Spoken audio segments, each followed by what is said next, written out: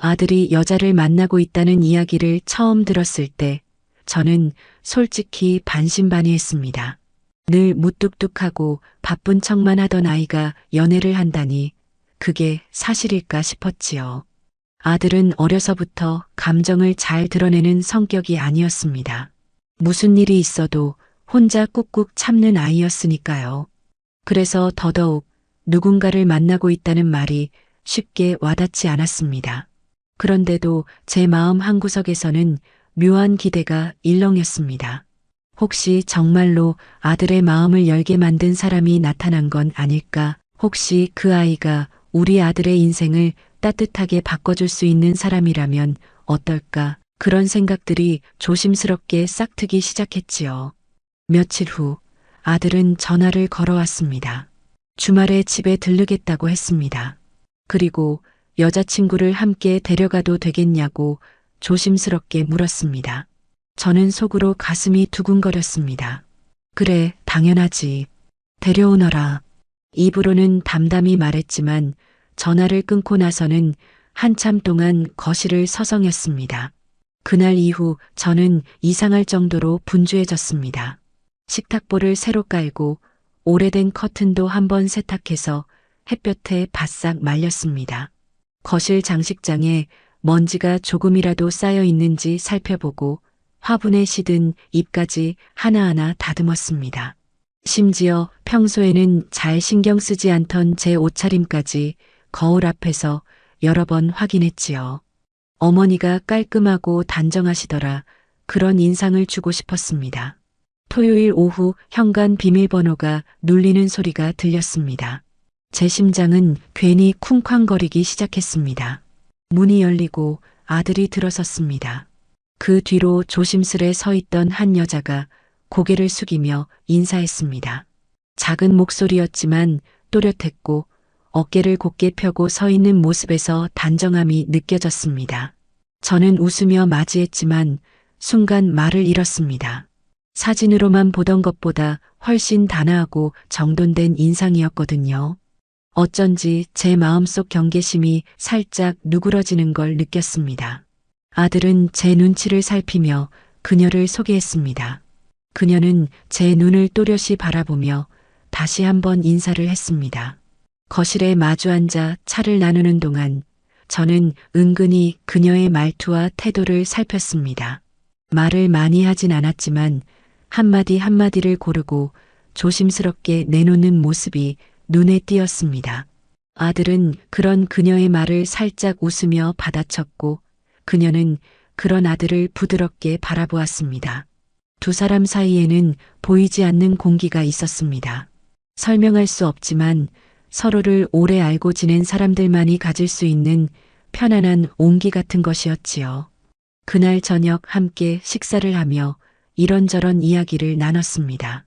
그녀는 부모님 이야기를 짧게 꺼냈습니다.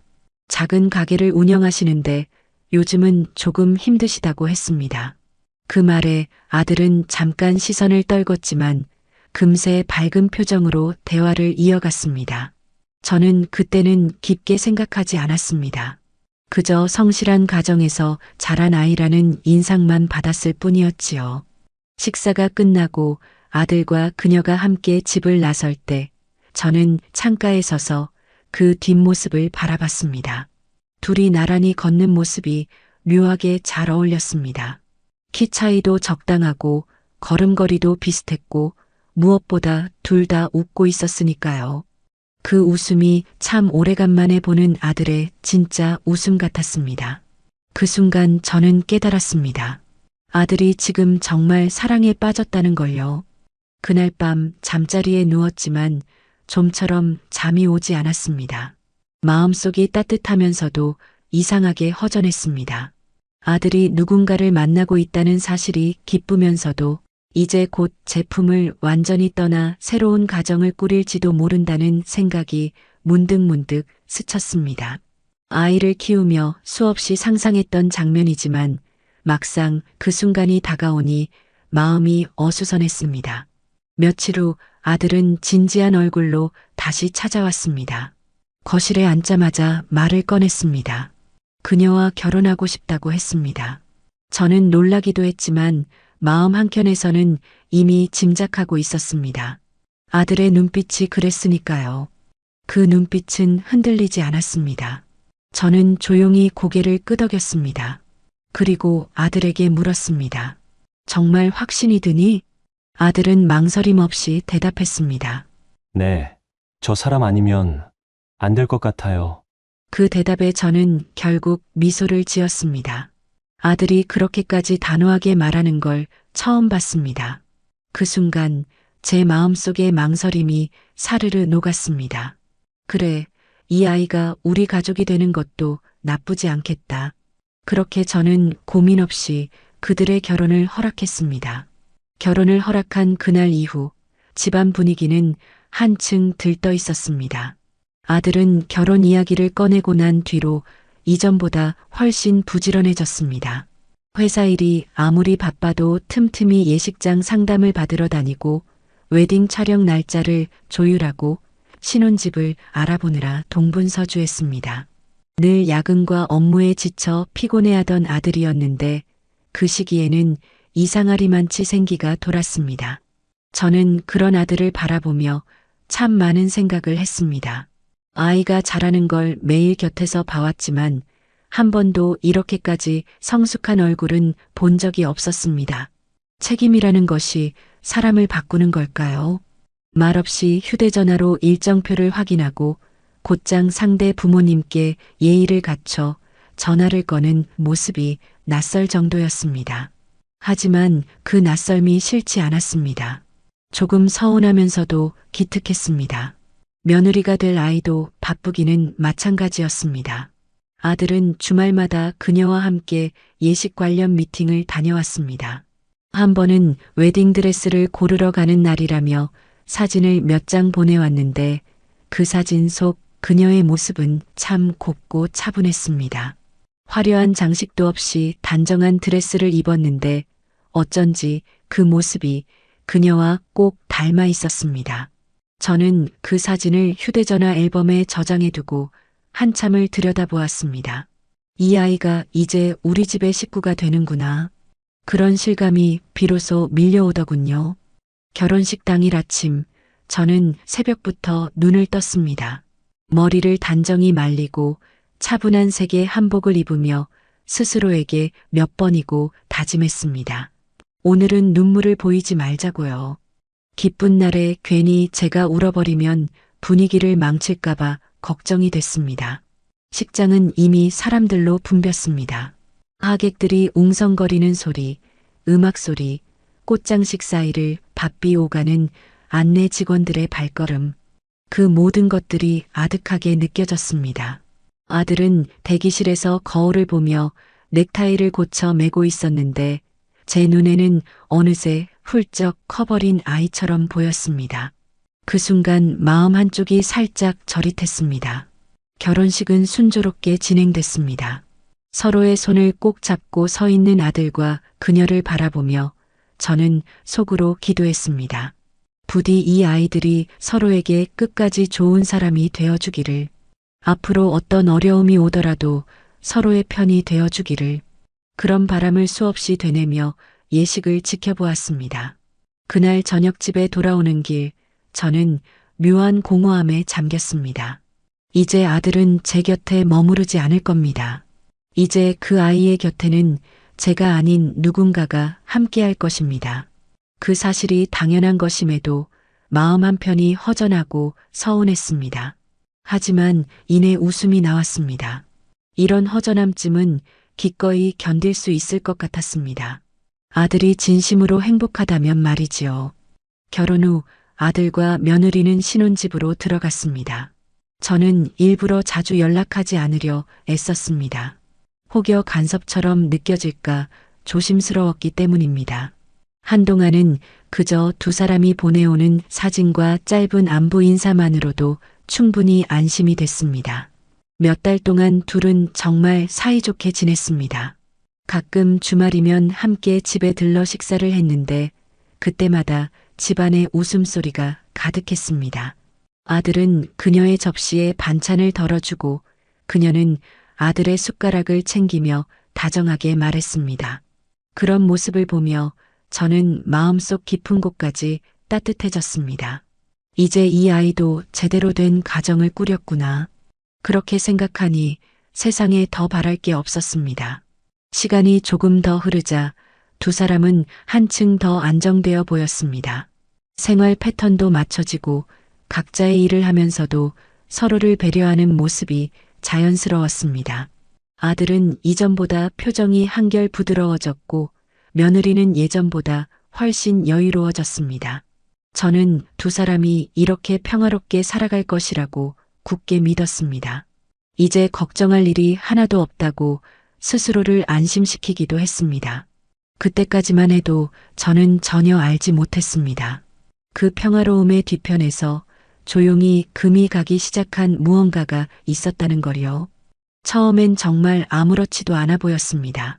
아들은 여전히 출근길에 짧은 안부 전화를 걸어왔고 며느리는 가끔 주말마다 만들어 온 반찬을 손수 싸들고 와서 식탁 위에 가지런히 놓고 갔습니다. 작은 용기들에 라벨을 붙여놓은 듯한 깔끔한 성격이 엿보였습니다.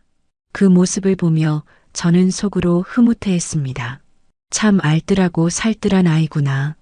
그렇게 생각하면서 말이지요. 그런데 언제부턴가 아들의 얼굴에 미세한 그늘이 드리우기 시작했습니다. 처음엔 피곤해서 그런가 보다 했습니다. 회사 일이 많을 테고 신혼살림도 챙기려면 정신없을 테니까요. 하지만 그늘은 점점 짙어졌습니다. 밥을 먹을 때도 예전처럼 밝게 이야기하지 않고 멍하니 젓가락만 움직일 때가 많아졌습니다. 제가 무슨 말을 걸어도 한 박자 늦게 반응하거나 고개만 끄덕이고 말 때도 잦아졌습니다. 저는 처음엔 깊게 생각하지 않으려 했습니다. 새로운 환경에 적응하다 보면 누구든 그런 순간이 있을 수 있다고 스스로를 설득했습니다. 하지만 마음 한켠이 자꾸만 불안하게 들떠 있었습니다. 그 불안은 설명할 수 없는 것이었지만 오랜 세월 아들을 지켜보며 길러온 감각이었습니다. 엄마의 눈은 자식의 마음이 살짝만 흔들려도 금세 알아차리니까요. 한 번은 이런 일이 있었습니다. 주말 저녁 아들과 며느리가 집에 들렀습니다. 식사를 마친 뒤 설거지를 하려는 며느리를 제가 말려 소파에 앉혀두고 부엌에 서서 접시를 씻고 있었습니다. 그때 거실에서 들려오는 두 사람의 대화가 아주 낮았지만 이상하리만치 긴장감이 감돌았습니다. 며느리는 조심스러운 목소리였고 아들은 거의 대꾸를 하지 않았습니다. 말소리가 뚝 끊기더니 잠시 정적이 흐르고 이내 억지로 웃는 듯한 며느리의 목소리가 들렸습니다. 그 웃음이 어쩐지 허공에 붕 뜬 것처럼 들렸습니다. 식사 후 아들이 먼저 나갔다가 며느리가 마지막으로 인사를 하고 현관을 나서려던 순간이었습니다. 그녀는 신발을 신으며 짧게 한숨을 내쉬었습니다. 고개를 푹 숙인 채 미처 저를 보지 못한 채 말이지요. 저는 그 모습을 본 순간 설명할 수 없이 마음이 철렁 내려앉았습니다. 며칠 후에는 아들이 퇴근길에 들렀는데 얼굴이 유난히 창백해 보였습니다. 식탁에 앉자마자 한숨부터 내쉬더군요. 저는 슬쩍 눈치를 살피며 물었습니다. 무슨 일 있니? 요즘 많이 피곤해 보여. 아들은 고개를 저으며 웃어 보였지만 그 웃음은 예전의 것과 달랐습니다. 입꼬리만 억지로 올린 웃음이었고 눈동자는 전혀 웃지 않았습니다. 그런 아들의 표정에 제 속은 한없이 무거워졌습니다. 그날 밤 아들이 돌아간 뒤 저는 한참 동안 거실에 앉아 있었습니다.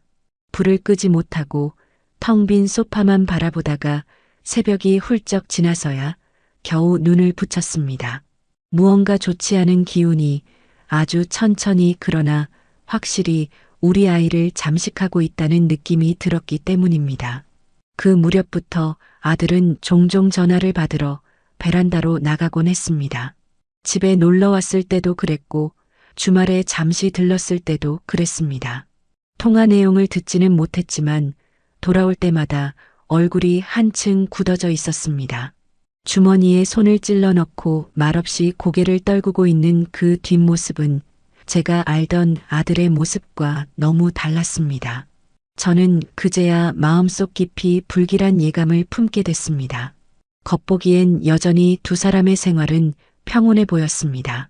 하지만 아들의 얼굴에 스며드는 어둠이 점점 더 짙어지는 걸 저는 누구보다 먼저 알아차릴 수 있었습니다. 그러던 어느 날 저는 TV를 켜둔 채 멍하니 앉아 있었습니다. 내용이 귀에 들어오지 않아 화면만 따라가고 있었지요. 이유 없이 마음이 어수선했습니다. 아들이 요즘 보여주던 낯선 표정이 계속 떠올랐습니다. 그러다 문득 현관 비밀번호가 눌리는 소리가 들렸습니다. 이 시간에 누가 올까 싶어 시계를 보니 밤 11시 반을 훌쩍 넘기고 있었습니다. 문이 열리자마자 코끝에 알코올 냄새가 훅 스쳤습니다. 아들이었습니다. 셔츠 단추가 몇 개 풀려 있었고 넥타이는 어깨에 느슨히 걸쳐져 있었습니다. 걸음도 약간 휘청였지요. 이 시간에 웬일이니? 제가 말끝을 맺기도 전에 아들은 대답 대신 신발을 벗고 거실로 들어와 그대로 식탁 의자에 털썩 주저앉았습니다. 그리고는 한참 동안 고개를 숙인 채 말이 없었습니다. 저는 조심스레 물 한 잔을 건넸지만 아들은 손도 대지 않았습니다. 얼굴을 들었을 때 저는 깜짝 놀랐습니다. 붉게 달아오른 얼굴 위로 미묘한 공허함 같은 것이 스며 있었거든요. 분명 술 기운이 도는 얼굴인데 어쩐지 울고 난 사람처럼 보였습니다. 그 모습에 제 가슴이 철렁 내려앉았습니다. 무슨 일 있니? 조심스레 묻자 아들은 한참 만에 입을 열었습니다. 목소리는 낮고 쉬어 있었지만 단어 하나하나가 또렷하게 귀에 박혔습니다. 엄마, 나 요즘 너무 힘들어. 저는 본능적으로 등을 고추 세웠습니다. 아들이 그렇게 말하는 걸 들어본 적이 거의 없었기 때문입니다. 항상 뭐든 묵묵히 견디고 속내를 쉽게 내보이지 않던 아이였지요. 그런 아이의 입에서 흘러나온 힘들다는 말은 낯설고도 무거웠습니다. 왜 힘든데 회사에서 무슨 일 있었니? 아들은 고개를 저었습니다. 그리고는 잠시 침묵을 삼키더니 아주 조심스럽게 이어 말했습니다. 회사 일 때문이 아니에요. 장인어른 때문에 그래요. 그 한마디가 제 귓가에서 묘하게 메아리 쳤습니다. 저는 순간 말을 잃었습니다. 그동안 들은 적 없는 이름이었고 그런 이야기를 전혀 예상하지 못했기 때문입니다. 아들은 눈을 감은 채 이마를 짚으며 낮게 숨을 내쉬었습니다. 결혼하고 얼마 안 됐는데 장인어른이 매일같이 나한테 돈을 좀 빌려달라고 해요. 말끝이 떨렸습니다. 처음엔 정중하게 부탁하셨는데 요즘은 거절하면 화를 내요. 목소리도 커지고 협박처럼 들릴 때도 있어요. 순간 제 등줄기를 서늘한 한기가 훑고 지나갔습니다. 저는 의자를 살짝 당겨 아들 앞에 앉았습니다. 아들의 눈동자는 술 기운에 충혈돼 있었지만 그 밑바닥에는 술로는 도저히 가릴 수 없는 지독한 피로가 깔려 있었습니다. 왜 그 말을 지금까지 안 했니? 제 목소리는 떨렸습니다. 아들은 씁쓸하게 웃었습니다. 엄마까지 걱정하실까 봐요. 그냥 내가 어떻게든 하려고 했어요. 근데 요즘은 도저히 못 버티겠어요. 그 말을 듣는 순간 제 가슴 안쪽이 천천히 무너져 내렸습니다. 결혼한 지 고작 몇 달밖에 안 됐는데 아이가 이런 고통을 혼자 견디고 있었다니. 저는 잠시 숨을 고르고 최대한 차분한 목소리로 물었습니다. 며느리는 이 사실 알아? 아들은 대답하기 전 잠시 머뭇거리더니 고개를 천천히 끄덕였습니다. 네, 근데 안 해도 아빠 좀 도와드리자고 해요. 요즘 많이 힘드신가 봐요. 아내 말로는 사업이 크게 망해서 빚이 많이 늘었대요. 그래서 아빠가 이자 감당도 못 하신대요. 저는 말없이 그 말을 듣고 있었습니다. 머릿속이 아득했습니다. 사돈댁의 어려운 형편이 안타깝지 않은 건 아니었지만 아직 사회에 막 자리를 잡기 시작한 우리 아들에게 손을 벌린다는 게, 그것도 결혼하자마자 이런 식으로 몰아붙인다는 게 도무지 납득되지 않았습니다. 아들은 두 손으로 얼굴을 감쌌습니다. 매일같이 전화 오고 문자도 오고 안 받으면 집 앞으로 찾아오겠다고 하고 하루하루가 너무 무서워요. 회사에서도 집중이 안 되고 숨이 막히는 것 같아요. 그제야 모든 퍼즐이 맞춰졌습니다. 요즘 아들이 보여주던 창백한 얼굴, 굳은 표정, 공허한 눈빛, 그 모든 것들이 여기서 비롯된 것이었습니다. 저는 조심스럽게 아들의 손을 잡았습니다. 그리고 최대한 단호하지만 부드럽게 말했습니다. 정중하게 거절해. 그건 내가 책임질 일이 아니야. 하지만 아들은 고개를 저었습니다. 엄마, 그게 말처럼 쉽지가 않아요. 아내도 옆에서 계속 도와드리자고 하는데 내가 거절하면 둘 다 나한테 등을 돌릴까봐. 그 말을 듣자 제 심장이 쿡 찔린 듯 아팠습니다. 아들은 지금 혼자였습니다. 자신의 편이라고 믿었던 이들이 모두 등을 돌릴까봐 그 두려움에 매일 질식하고 있었던 것입니다. 그날 밤 아들이 돌아간 뒤 저는 한참을 멍하니 앉아 있었습니다. 시계 초침 소리만 또렷하게 들렸습니다. 창밖에서는 바람이 더욱 거세게 불었지만 저는 그 소리를 거의 듣지 못했습니다. 제 머릿속에는 단 하나의 생각만 맴돌았습니다. 이대로 두면 우리 아들이 무너질지도 모른다. 아들이 돌아간 그날 밤 저는 좀처럼 잠에 들 수 없었습니다. 누우면 누울수록 아들의 목소리가 귓가에 맴돌았습니다. 엄마 하루하루가 너무 무서워요. 그 말이 머릿속을 파고들어 계속 울렸습니다. 눈을 감으면 아들의 얼굴이 떠올랐습니다. 결혼 전에는 늘 밝던 표정이었는데 요즘은 웃을 때도 눈이 웃지 않았습니다. 그 미소의 가장자리가 얇게 갈라져 금방이라도 무너져 버릴 것처럼 보였습니다. 저는 베개를 껴안고 한참을 웅크린 채 뒤척였습니다. 그때 마음속에 하나의 생각이 떠올랐습니다. 이대로 두면 아이가 정말 무너질지도 몰라. 그 순간 더는 망설일 수 없다고 느꼈습니다. 아들이 힘들어하는 걸 옆에서 지켜보기만 하는 건 어머니가 할 일이 아니었습니다. 누군가는 이 문제를 정리해야 했습니다. 아들이 아니라 제가 해야 했습니다. 그 아이는 아직 너무 젊었고 상처를 짊어지기엔 아직 인생이 길었습니다. 다음 날 아침 저는 결심한 듯 조용히 일어났습니다. 창문 너머로 햇살이 뉘엿하게 비쳐들었지만 제 마음은 무겁고 단단했습니다. 가장 단정한 옷을 꺼내 입고 거울 앞에 서서 여러 번 숨을 골랐습니다. 오늘은 흔들리지 말자. 누구보다도 냉정해야 한다. 스스로에게 그렇게 말했습니다. 아들에게는 알리지 않았습니다. 괜히 더 불안해할까 봐서였습니다. 전화번호부에서 사돈의 연락처를 꺼내 들고 한참을 망설이다가 결국 통화를 걸었습니다. 벨이 3번 울린 뒤 낮고 건조한 목소리가 들렸습니다. 예, 누구십니까? 예, 사돈 접니다. 잠깐 뵙고 이야기 나누고 싶습니다. 사돈은 잠시 침묵하더니 느릿한 목소리로 장소를 하나 말해주었습니다. 그날 오후 저는 약속 장소인 작은 커피숍으로 나갔습니다. 테이블마다 낮은 조명이 드리워져 있었고 점심시간이 지난 뒤라 한산했습니다. 사돈은 이미 와 있었습니다. 검은 모자를 눌러쓰고 커피를 마시고 있었는데 얼굴빛은 잿빛이었습니다. 한눈에 봐도 몹시 지쳐 보였습니다. 저는 인사를 건넸습니다. 먼저 이렇게 뵙게 돼 죄송합니다. 사돈은 시선을 들지 않은 채 짧게 대꾸했습니다.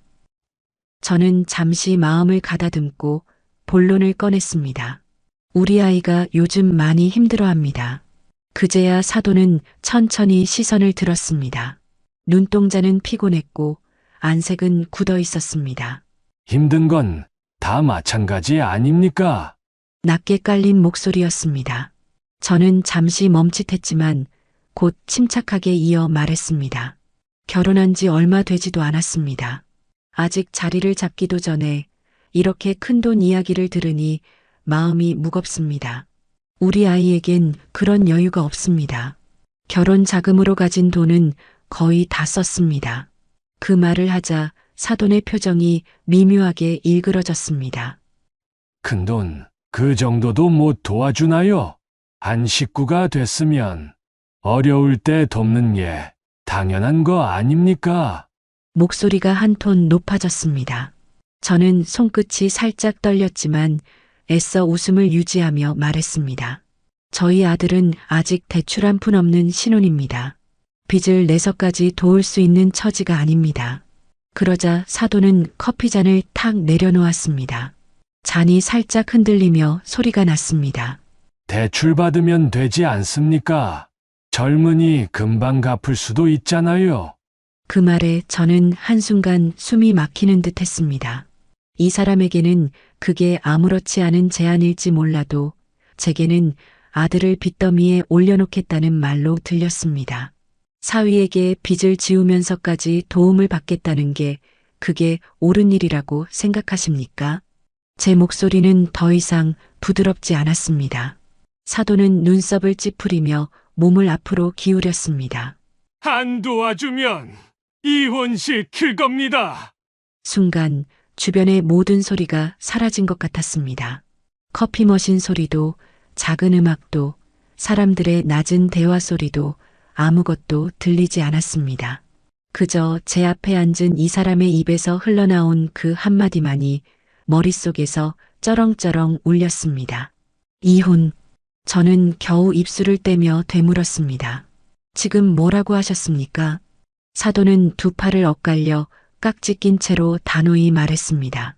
돈을 안 빌려주면 우리 딸 이혼시킬 겁니다. 그 집 아들, 내 딸 행복하게 못 해줄 거면 붙잡고 있을 필요 없죠. 그 말에 제 속에서 뭔가가 무너져 내렸습니다. 그동안 억지로 누르고 있던 감정이 한꺼번에 치밀어 올랐습니다. 저는 천천히 숨을 들이쉬며 말을 맺었습니다. 그럼 이 대화는 여기까지 하겠습니다. 그렇게 말하고 자리에서 일어섰습니다. 사돈은 아무 말도 하지 않았습니다. 저는 문을 열고 밖으로 나와 차가운 바람을 맞으며 한참을 서 있었습니다. 심장이 요란하게 뛰고 있었고 손끝이 싸늘하게 식어 있었습니다. 머릿속은 텅 비었는데 마음은 이상할 정도로 또렷했습니다. 이제 정말 돌이킬 수 없는 선을 넘었구나. 그날 커피숍에서 돌아오는 길, 저는 한동안 발걸음을 옮기지 못했습니다.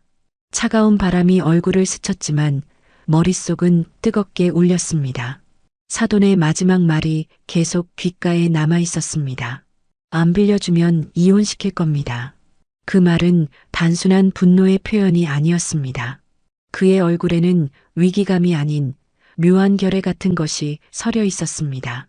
자신의 딸과 사위의 관계를 협박의 도구처럼 들이밀 수 있을 만큼 이미 모든 것이 무너져 내리고 있는 사람의 눈빛이었습니다.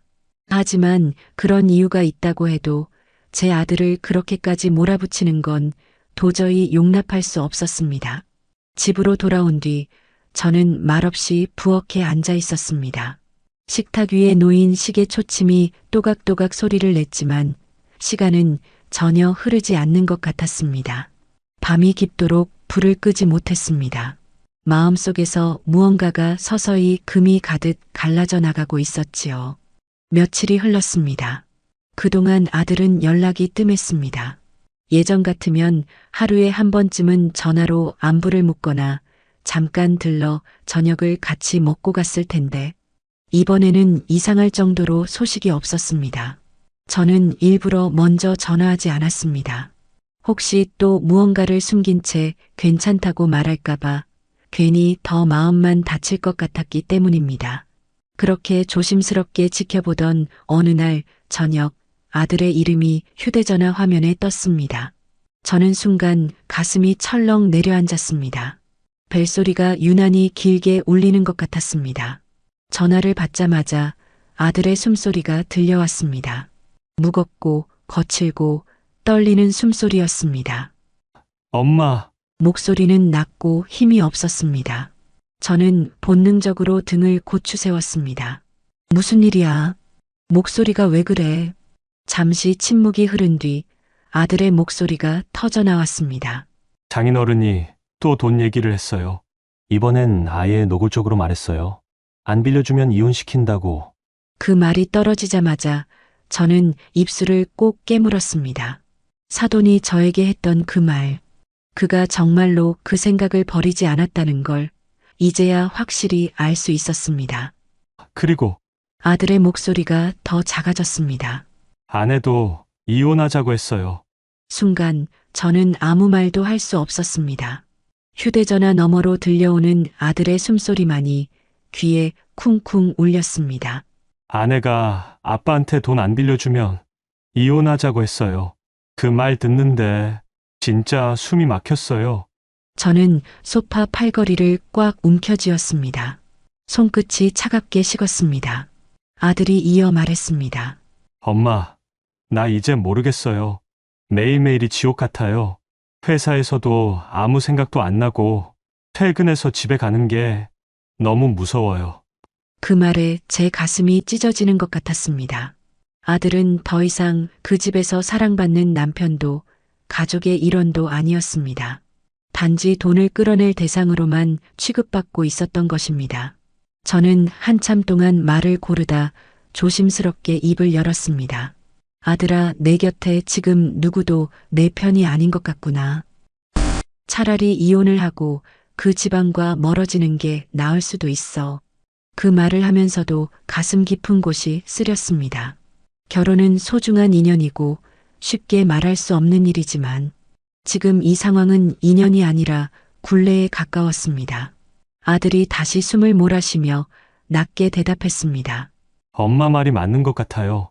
통화를 끊은 뒤에도 저는 한참 동안 휴대전화를 내려놓지 못했습니다. 아들의 목소리가 귀에 남아 지워지지 않았습니다. 창밖은 이미 어두웠고 가로등 불빛이 길게 늘어져 있었지만 저는 그 불빛을 바라볼 힘조차 없었습니다. 손바닥에 남은 식은 땀이 스멀스멀 차오르는 걸 느끼며 아주 천천히 눈을 감았습니다. 이제 정말 돌이킬 수 없게 되었다는 걸 깨달았습니다. 그날 이후 아들은 한동안 연락이 없었습니다. 전화도 문자도 아무런 소식도 없었습니다. 저는 매일 아침 휴대전화를 확인하며 가슴이 철렁거렸습니다. 회사에 출근했는지, 식사는 하는지, 며느리와는 어떤 공기로 지내고 있는지 아무것도 알 수 없었습니다. 단지 침묵만이 흐르고 있었습니다. 그 침묵은 날카로웠습니다. 말없이 흘러가는 시간조차 저를 옥죄는 것 같았습니다. 무엇을 해도 집중이 되지 않았고 집안일을 하다 보면 어느새 손이 멈춰 있곤 했습니다. 부엌 싱크대 위로 햇살이 내려앉는 평범한 아침에도 제 마음속은 밤처럼 어두웠습니다. 그리고 정확히 일주일쯤 지난 오후 아들이 찾아왔습니다. 현관문이 열리자마자 그 모습이 눈에 들어왔습니다. 어깨는 한껏 내려앉아 있었고 얼굴빛은 잿빛이었습니다. 눈 밑에는 짙은 그림자가 드리워져 있었고 말없이 서 있는 모습이 마치 낯선 사람 같았습니다. 저는 조심스럽게 물었습니다. 식사는 했니? 아들은 대답 대신 조용히 고개를 저었습니다. 그렇게 신발을 벗고 들어와 소파에 앉더니 한참을 말이 없었습니다. 그리고 낮게 떨리는 목소리로 말했습니다. 엄마, 나 이혼하려고요. 그 한마디가 방 안의 공기를 단숨에 바꿔버렸습니다. 모든 소리가 멈춘 듯 고요해졌습니다. 저는 아무 말도 하지 못한 채 아들을 바라봤습니다. 아들은 마치 무너진 건물의 잔해 속에 서 있는 사람처럼 보였습니다. 형체는 그대로인데 속은 텅 비어버린 듯 했습니다. 이미 얘기했어요. 서로 합의하기로 했어요. 그 말에 저는 아주 천천히 숨을 들이쉬었습니다. 입술 안쪽을 깨물지 않으면 울음이 터질 것 같았습니다. 아들은 시선을 바닥에 둔 채 계속 말했습니다. 처음엔 마음이 너무 복잡했어요. 그래도 끝까지 버텨보려고 했거든요. 그런데 매일매일이 무너지는 기분이었어요. 아무도 제 말을 들어주지 않았어요. 그냥 돈 얘기만 했어요. 내가 어떤 마음인지, 얼마나 힘든지 아무도 묻지 않았어요. 그 말에 제 가슴이 천천히 조여들었습니다. 아들이 겪은 외로움이 그대로 전해져 왔습니다. 저는 손을 내밀어 아들의 손등을 살며시 덮었습니다. 차가웠습니다. 아주 오랜 시간 햇볕을 받지 못한 것처럼 식어 있었습니다. 며칠 후 아들은 실제로 이혼 절차를 시작했습니다. 구청을 오가며 서류를 준비하고 협의 날짜를 정하고 함께 살던 집의 정리를 위해 주말마다 짐을 나르러 다녔습니다. 그 과정 내내 아들은 감정을 거의 드러내지 않았습니다. 말수는 더욱 줄었고 표정은 굳어 있었습니다. 마치 기계처럼 움직이는 듯 했지요. 저는 그런 아들의 뒷모습을 보며 수없이 마음이 갈라졌습니다. 한때 그렇게 사랑한다던 사람과 함께 꾸몄던 집을 정리하는 일, 두 사람이 함께 걸었던 기억을 하나하나 떼어내는 일이 얼마나 참담하고 공허할지 상상조차 되지 않았습니다. 그럼에도 아들은 묵묵히 그 과정을 밟아 나갔습니다. 울지도 화내지도 않았습니다. 그저 조용히 모든 걸 놓아버리는 사람처럼 보였습니다. 마침내 한 달쯤이 지나고 이혼이 정식으로 마무리되었습니다. 그날 아들은 마지막으로 짐을 챙겨 들고 저희 집으로 돌아왔습니다. 현관문을 열고 들어온 아들은 잠시 신발을 벗다 말고 그대로 멈춰 섰습니다. 작게 숨을 들이쉬더니 아주 낮은 목소리로 말했습니다. 다 끝났어요. 그 말 한마디에 저는 아무 대답도 하지 못했습니다. 아들은 신발을 벗고 조심스레 방 안으로 걸어 들어갔습니다. 걸음걸이는 느렸지만 이상하게도 어깨는 예전보다 조금 가벼워 보였습니다. 방 안에 들어가 가방을 내려놓고 아들은 창문을 열었습니다.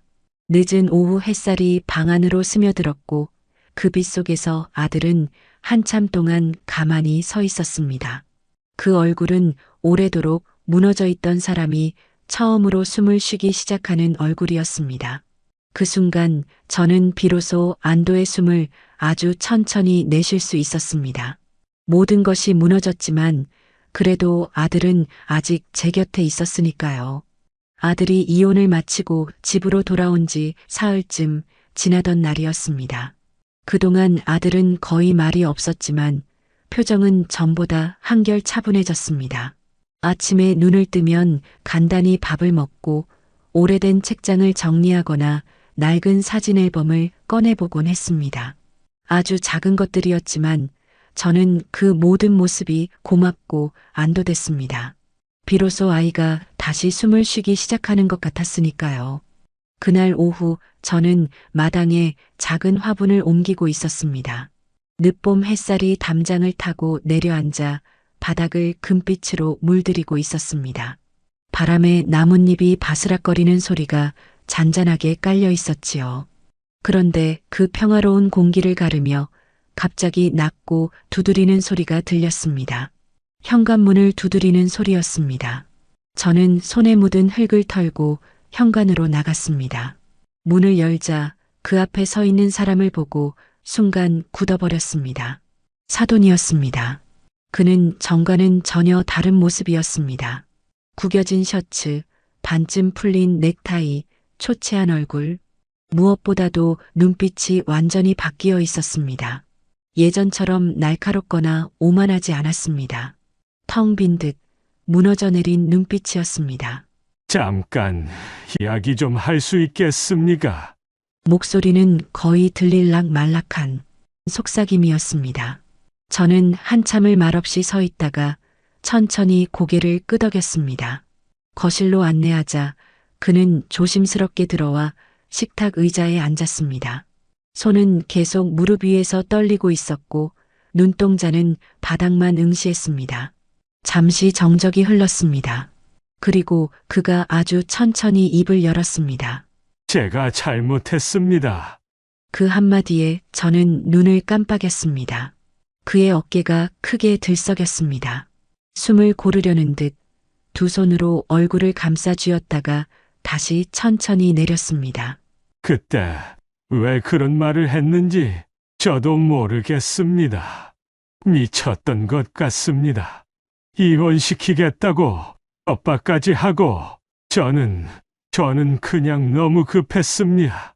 목소리는 떨렸고 끝부분은 거의 들리지 않았습니다. 저는 묵묵히 듣고만 있었습니다. 그는 한참을 말없이 앉아 있다가 이내 허리를 깊이 숙였습니다. 등이 부러질 듯 구부러졌습니다.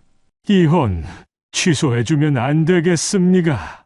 그 말에 저는 숨을 들이켰습니다. 사돈은 고개를 들지 못한 채 계속 말했습니다. 우리 집 망했습니다. 사업은 완전히 정리됐고 집도 팔렸습니다. 빚쟁이들이 들이닥치고 하루가 멀다 하고 독촉장이 날아옵니다. 딸은 방에만 틀어박혀 울고 있습니다. 아무 말도 안 합니다. 숨소리만 겨우 들립니다.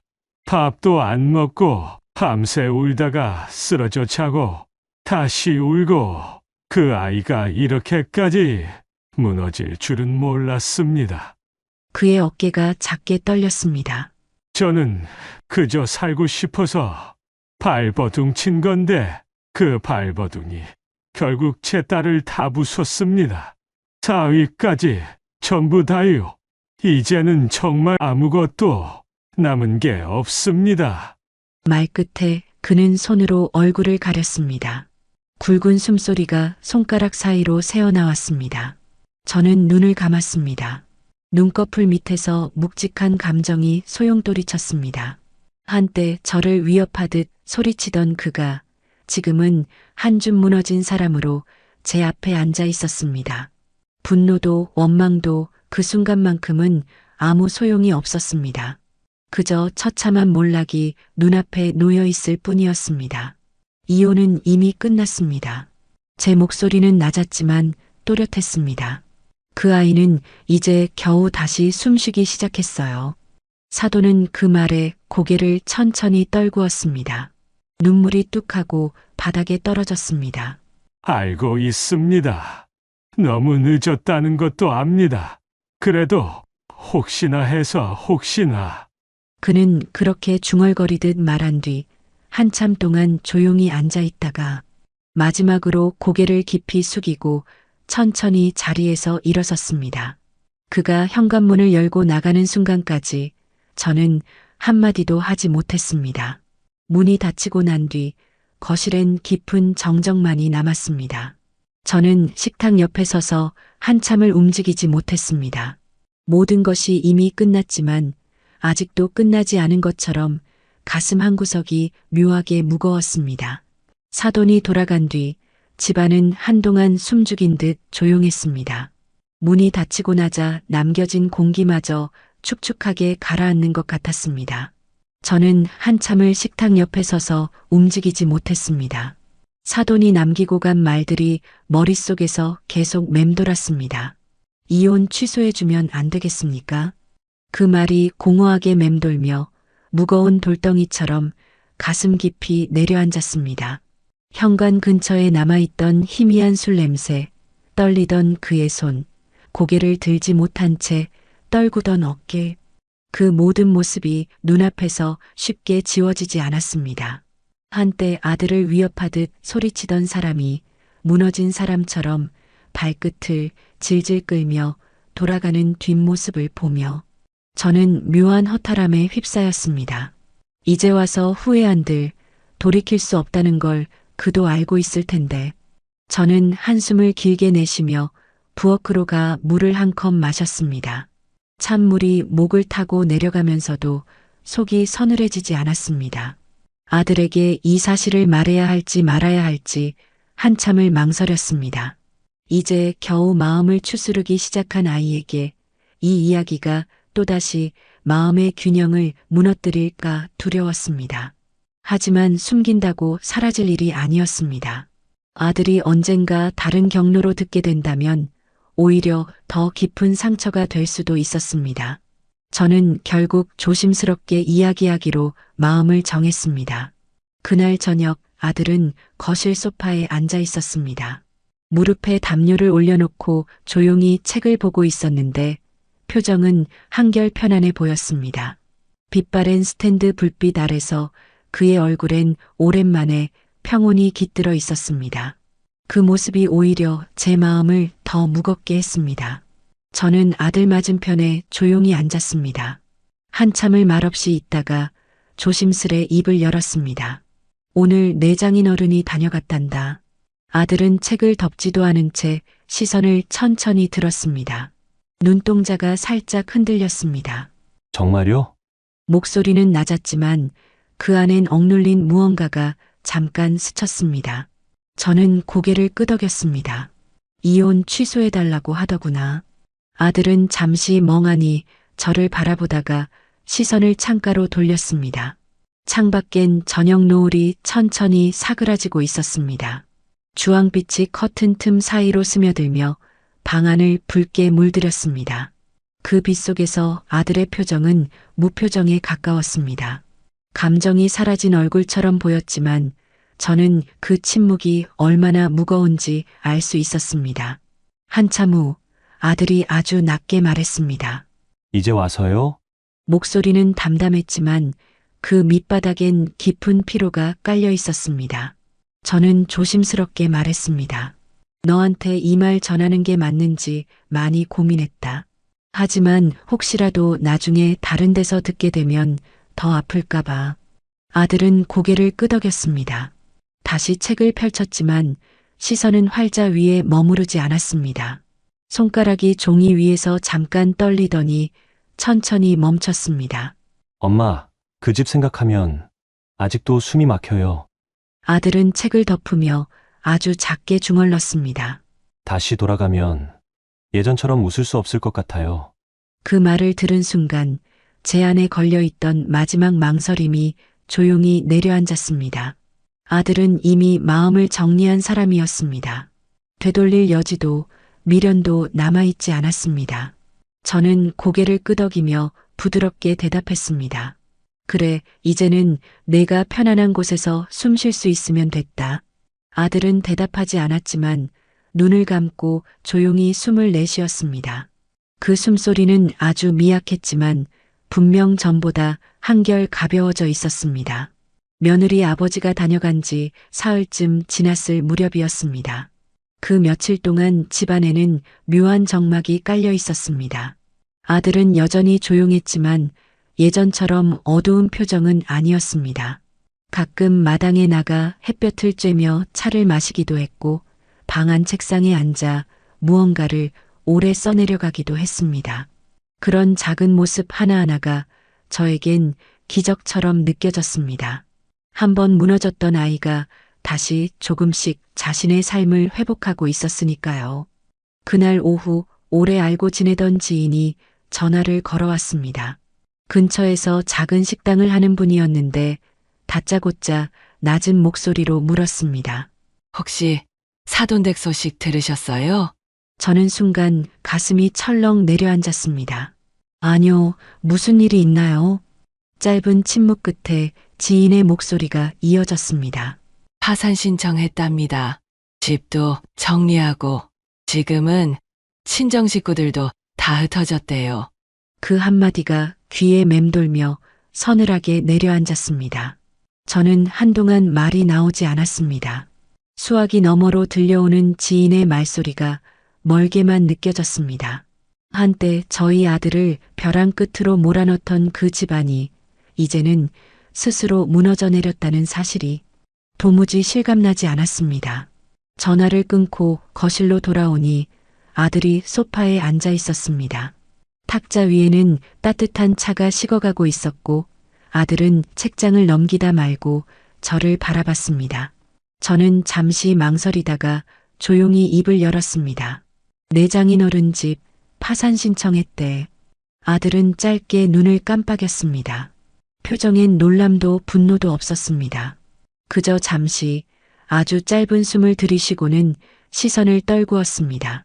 긴 침묵 끝에 아들이 낮게 중얼거렸습니다. 그럴 줄 알았어요. 그 말에는 원망도 연민도 없었습니다. 마치 오래전부터 무너질 걸 알고 있었던 것처럼 담담한 어조였습니다. 아들은 이내 책을 덮고 창가로 걸어갔습니다. 창문을 열자 초여름 바람이 부드럽게 방 안으로 스며들었습니다. 커튼이 살짝 흔들리고 햇살이 그의 어깨 위에 얇게 내려앉았습니다. 엄마, 아들이 창밖을 보며 말했습니다. 이상하게 마음이 하나도 안 복잡해요. 그냥 끝난 것 같아요. 저는 조용히 그의 뒷모습을 바라봤습니다. 한때 온몸으로 버텨내던 짐을 내려놓은 사람의 어깨였습니다. 마치 긴 장마가 끝난 뒤 처음 맞는 햇살처럼 그 어깨 위에는 묘한 평온이 내려앉아 있었습니다. 그 순간 저는 처음으로 확신했습니다. 아들이 정말로 그 모든 그림자에서 벗어나고 있다는 거리요. 사돈댁의 파산 소식을 들은 그날 이후 집안의 공기는 묘하게 달라졌습니다. 무언가 오래 묶여있던 매듭이 풀려나간 것처럼 보이지 않게 얽혀있던 긴장이 서서히 사라지고 있었습니다. 아들은 여전히 말수가 많지는 않았지만 표정이 눈에 띄게 부드러워졌습니다. 이제는 무언가를 숨기려 애쓰는 굳은 기색이 아니라 오래 잠겨있던 마음을 조심스레 열어두는 듯한 표정이었습니다. 아침이면 아들은 예전보다 조금 일찍 일어났습니다. 창문을 열어 환기를 시키고 부엌에서 물을 끓여 차를 우리곤 했습니다. 그 조용한 동작들 하나하나에 묘한 단정함이 스며 있었습니다. 마치 스스로의 삶을 다시 처음부터 세우고 있는 사람처럼 보였습니다. 가끔은 함께 시장을 다녀오기도 했습니다. 그전엔 사람 많은 곳을 피하려 하던 아이가 시장 골목을 천천히 걸으며 과일을 고르고 생선을 살피는 모습은 낯설 만큼 자연스러웠습니다. 작은 봉지를 양손에 들고 웃으며 돌아서는 그 얼굴은 오랜만에 보는 진짜 웃음이었습니다. 그 웃음을 본 순간 저는 마음 한켠이 뭉클해졌습니다. 저녁이면 거실 스탠드 불빛 아래에서 책을 읽는 시간이 늘었습니다. 가끔 책장을 덮고 한숨 돌리듯 눈을 감았다가 고개를 들어 창밖을 오래 바라보기도 했습니다. 그런 순간마다 아들의 눈빛에는 예전에는 없던 평온함이 깃들어 있었습니다. 한때 짓눌리던 어깨가 서서히 펴지고 있다는 게 느껴졌습니다. 무엇보다도 가장 큰 변화는 아들의 목소리에 있었습니다. 이전엔 말끝마다 힘이 빠져 있거나 애써 억눌러 감정을 감추려는 기색이 묻었는데 요즘의 목소리는 낮고 차분하면서도 묘하게 단단했습니다. 말을 많이 하지는 않았지만 한마디 한마디에 자기 자신을 지켜내려는 의지가 배어 있었습니다. 어느 날은 저녁 식사를 마친 뒤 아들이 문득 이렇게 말했습니다. 엄마, 요즘 회사에서도 집중이 잘 돼요. 예전엔 하루 종일 머리가 복잡해서 아무것도 못했는데 지금은 그냥 일만 생각할 수 있어서 편해요. 그 말에 저는 조용히 고개를 끄덕였습니다. 그래, 이제는 마음이 조금은 가벼워졌나 보다. 아들은 미소를 지었습니다. 오랜만에 보는 어릴 적 그 아이의 웃음과 닮아 있는 미소였습니다. 그날 밤 저는 혼자 부엌에 앉아 한참 동안 생각에 잠겼습니다. 지나고 나니 모든 것이 꿈처럼 느껴졌습니다. 며느리와 결혼하겠다며 설레던 그 아이가 그토록 힘겨운 시간을 지나 결국 다시 제 곁에 이렇게 앉아 있다는 사실이 감사하면서도 한없이 안쓰러웠습니다. 하지만 이제는 더 이상 불안하지 않았습니다. 아들은 무너졌던 자리에서 다시 일어섰고 무너진 자리 위에 새로운 하루를 차곡차곡 쌓아 올리고 있었으니까요. 아들의 표정이 조금씩 밝아지기 시작한 지 한 달쯤 되었을 무렵부터 그 아이의 휴대전화에 오랜만에 벨소리가 자주 울리기 시작했습니다. 전에는 하루 종일 조용히 놓여있던 전화기였는데 이젠 가끔 웃으며 전화를 받는 모습도 보였습니다. 짧게 통화하고 나면 입꼬리가 살짝 올라간 채로 멍하니 창밖을 내다보곤 했습니다. 그 표정은 조심스러우면서도 묘하게 가벼워 보였습니다. 주말이면 가끔 예전 직장 동료들과도 만났습니다.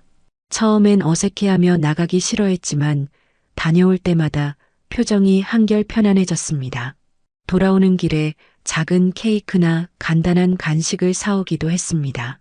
식탁 위에 그것들을 조심스레 올려두며 엄마, 이거 같이 먹어요. 하고 말할 때의 목소리는 오랜만에 듣는 부드러운 음색이었습니다. 회사에서도 변화가 눈에 띄었습니다. 전에는 퇴근하자마자 지쳐서 그대로 눕던 아이였는데 요즘은 퇴근 후에도 서류를 정리하거나 내일 회의 자료를 준비하며 활기 있는 모습이었습니다. 업무 이야기를 하며 자연스럽게 웃기도 했습니다. 한때 모든 것을 내려놓을 듯 무너졌던 그 얼굴에서 다시 의욕이 피어오르고 있었습니다. 가장 인상 깊었던 건 예전엔 멀리하던 가족 행사에도 조금씩 참여하기 시작한 것이었습니다. 사촌 동생의 돌잔치에 다녀오겠다고 말했을 땐 솔직히 깜짝 놀랐습니다. 그날 아들은 단정한 셔츠를 입고 나갔다가 돌아오는 길에 밝은 표정으로 사진 몇 장을 보여주었습니다. 사진 속의 아들은 조카를 품에 안고 웃고 있었는데 그 모습은 더 이상 상처에 갇힌 얼굴이 아니었습니다. 시간이 흐르면서 아들이 스스로를 조금씩 되찾아가고 있다는 걸 그때 비로소 실감했습니다. 밤마다 방에서 들려오는 소리도 달라졌습니다. 한동안은 숨죽인 한숨이나 무거운 침대 스프링 소리뿐이었지만 요즘은 가끔 낮은 콧노래나 잔잔한 음악 소리가 흘러나왔습니다. 그 소리를 들을 때마다 저는 문을 열어보지 않아도 알 수 있었습니다. 아들이 이제는 혼자가 아니라 자기 자신과 다시 함께 살아가고 있다는 거요. 저는 부엌 식탁에 앉아 그런 아이의 변화를 지켜보며 마음속 깊이 조용히 안도했습니다. 그동안 아이를 감싸고 있던 그림자는 이제 거의 사라져 있었고 그 자리를 새로움과 평화가 아주 천천히 채워가고 있었습니다. 그러던 어느 날 평소와 다름없는 평온한 오후였습니다. 햇살이 유리창을 타고 길게 미끄러져 들어와 거실 바닥에 고요히 내려앉았고 아들은 책상에 앉아 무언가를 정리하며 조용히 휘파람을 불고 있었습니다. 집안 공기가 한결 가벼워진 지 오래였고 저도 그 평온함에 익숙해져 있었습니다. 그때였습니다. 현관문 쪽에서 조심스러운 초인종 소리가 울렸습니다. 맑지도 묵직하지도 않은 어쩐지 망설임이 섞인 소리였습니다. 저는 뜰채를 내려두고 현관으로 나갔습니다. 문을 열자 낯익은 얼굴이 서 있었습니다. 한순간 가슴이 철렁 내려앉았습니다. 며느리였습니다. 그녀는 전과는 전혀 다른 모습이었습니다. 깔끔하던 화장은 사라지고 얼굴은 창백했고 눈가는 벌겋게 부어 있었습니다. 옷차림도 단정했지만 어딘가 초라했습니다. 두 손을 꼭 모은 채 문 앞에 서서 한참을 말없이 서 있다가 아주 낮은 목소리로 말했습니다. 들어가도 될까요? 저는 잠시 멍하니 서 있다가 천천히 고개를 끄덕였습니다. 현관을 지나 거실로 들어온 그녀는 조심스럽게 신발을 벗고 한 발짝 한 발짝 옮겼습니다. 발소리가 바닥 위에서 조심스레 깃털처럼 내려앉았습니다. 아들도 그녀를 보고 움직임을 멈췄습니다. 책상 위에 올려둔 펜을 내려놓고 천천히 돌아섰습니다. 두 사람의 시선이 공중에서 잠시 부딪혔지만 오래 머무르지 못하고 곧 흩어졌습니다. 거실 공기가 서늘해질 만큼 조용했습니다. 며느리는 거실 한가운데 서서 한참 동안 아무 말도 하지 않았습니다. 그녀의 손가락이 서로를 꼭 움켜쥔 채 흰빛이 돌 정도로 힘이 들어가 있었습니다. 그리고 이내 작게 숨을 들이쉬고 떨리는 목소리로 말을 꺼냈습니다. 죄송합니다. 그 한마디에 집안 공기가 파문처럼 번졌습니다. 그녀는 고개를 깊이 숙인 채 계속 말했습니다. 그때 제가 너무 어리석었어요. 아버지만 보였고 아버지를 지켜야 한다는 생각밖에 없었어요. 당신이 얼마나 힘들었는지, 얼마나 외로웠는지 한 번도 생각해 보지 않았어요. 목소리가 서서히 떨리기 시작했습니다. 아버지가 무너져가는 걸 매일 보는 게 너무 두려웠어요. 결국 둘 다 잃고 나서야 알았어요. 제가 얼마나 큰 잘못을 저질렀는지. 말을 마친 그녀의 눈에서 눈물이 뚝 하고 떨어졌습니다. 바닥에 닿는 소리가 또렷하게 들릴 만큼 거실은 고요했습니다. 아들은 한동안 아무 말도 하지 않았습니다. 그저 멀리서 조용히 그녀를 바라봤습니다. 표정엔 분노도 연민도 없었습니다. 오랜 시간이 흘러 감정의 가장자리마저 달아나간 듯한 아주 담담한 얼굴이었습니다. 한참 뒤 아들이 천천히 입을 열었습니다. 이제 와서 사과한다고.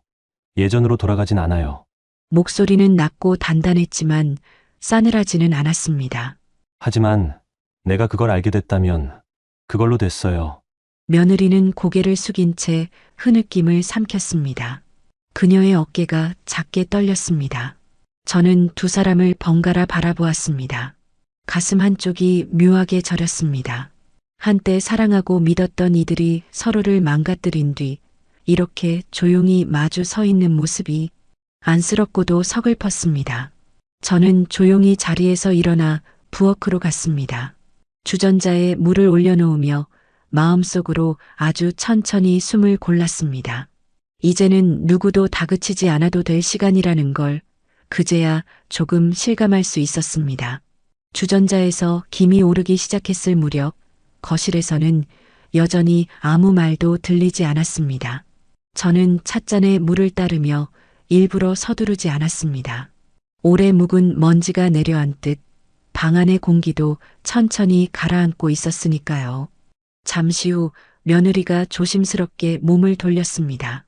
눈가는 여전히 붉었지만 얼굴은 결심한 사람처럼 단단해 보였습니다. 그녀는 고개를 깊이 숙였습니다. 정말 죄송했어요. 짧은 한마디를 남기고 천천히 현관으로 걸어갔습니다. 아들은 끝까지 아무 말도 하지 않았습니다. 다만 그녀의 발소리가 점점 멀어지다가 현관문이 닫히는 소리와 함께 완전히 사라지자 작게 숨을 내쉬었습니다. 그 숨소리는 오랜 긴장을 풀어내는 듯 낮고 길게 이어졌습니다.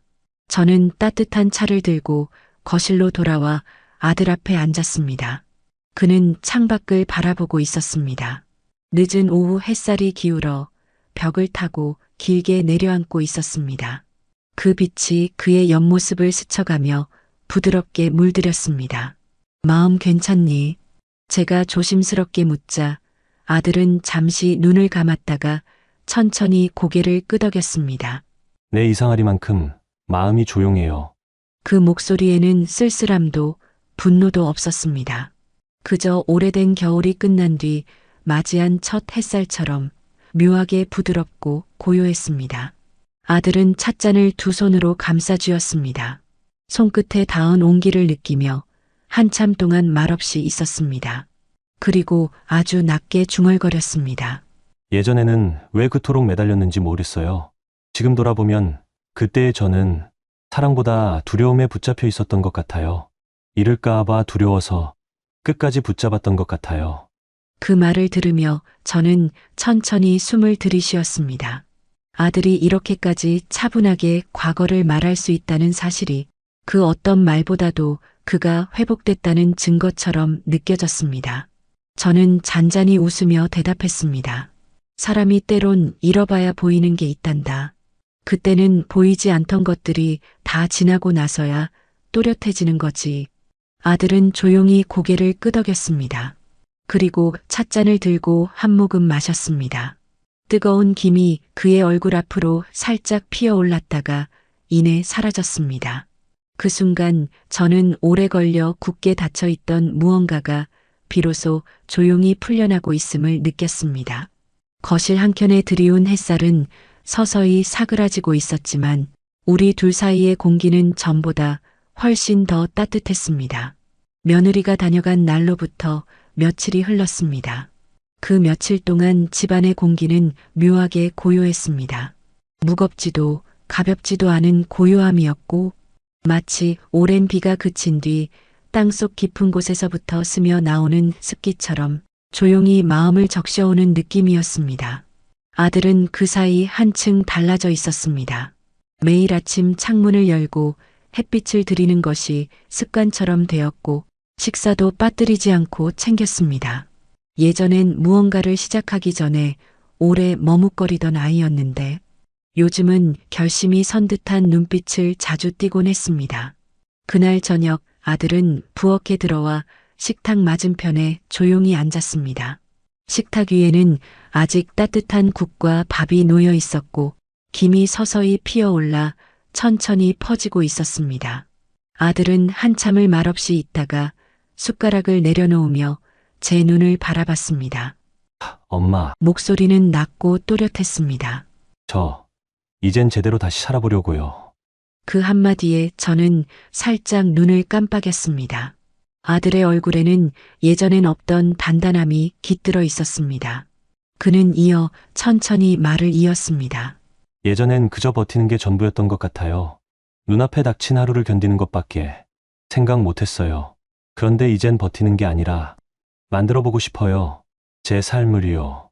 그 말에 제 가슴이 묘하게 뜨거워졌습니다. 저는 천천히 고개를 끄덕였습니다. 그래, 이제는 너 자신을 위해 살아야지. 아들은 부드럽게 웃었습니다. 그리고 숟가락을 다시 들어 한 입 크게 떠먹었습니다. 식탁 위 공기는 묘하게 따뜻해졌습니다. 이전에는 어떤 대화에도 스며 있던 억눌린 긴장감이 그 순간만큼은 전혀 느껴지지 않았습니다. 식사가 끝나갈 무렵 아들은 자신의 계획을 조심스럽게 꺼냈습니다. 예전부터 하고 싶었던 자격증 공부를 해보려고요. 회사 일만으로는 늘 뭔가 부족하다고 느꼈거든요. 한 번쯤은 정말 제 힘으로 무언가를 완성해보고 싶어요. 그 말을 들으며 저는 조용히 미소를 지었습니다. 그동안은 과거에서 벗어나는 데 온 힘을 쓰던 아이가 이제는 미래를 바라보기 시작한 것이었습니다. 그 변화가 무엇보다도 기뻤습니다. 그날 밤 아들은 방 안 책상 위에 조용히 노트를 펼쳐두었습니다. 스탠드 불빛 아래 한 장 한 장 빈 종이에 계획을 적어 내려가기 시작했습니다. 펜 끝이 종이를 스치는 소리가 규칙적으로 들렸고 그 소리엔 어떤 절박함도 어떤 불안도 없었습니다. 그저 묵직하고 단단한 의지가 담겨 있었습니다. 저는 방문을 살짝 열어 그 모습을 지켜보다가 소리나지 않게 문을 닫고 부엌으로 돌아왔습니다. 가만히 주전자에 물을 올리며 마음속 깊이 조용히 웃었습니다.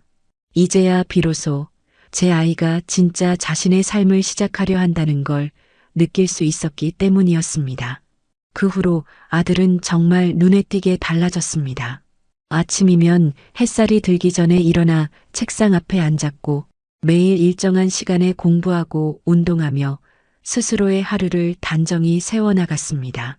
밤늦게까지 자료를 정리하다가도 피곤한 기색보다 충만한 집중이 얼굴에 비쳤습니다. 그 모습은 예전처럼 억지로 버티는 얼굴이 아니었습니다. 이제는 누가 시켜서가 아니라 스스로 선택한 삶을 살아가는 사람의 얼굴이었습니다.